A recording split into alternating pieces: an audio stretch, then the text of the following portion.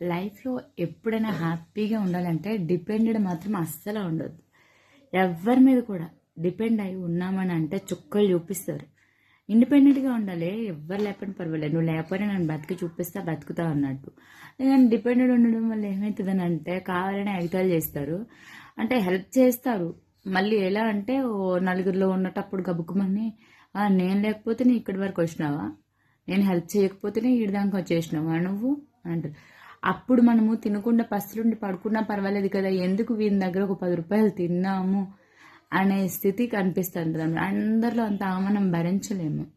అంటే ఏంటంటే ఏదైనా తిట్టాలన్నా కోపమన్నా ఎవరు లేనప్పుడు మాట్లాడాలి. కానీ అంతమంది ముంగట ఎవరి ముంగట చులకన చేసి మాట్లాడతారు చూడు, అలాంటి వాళ్ళ దగ్గర అయితే అసలు డిపెండెడ్ ఉండకండి. ఎందుకంటే వాళ్ళకి అది అలవాటు అనేస్తారు. నలుగురు ఉన్నటప్పుడు వాళ్ళు ఎంత హర్ట్ అవుతున్నారని కూడా చూడకుండా గబుక్కుమని అంటారు. అలాంటి వాళ్ళకి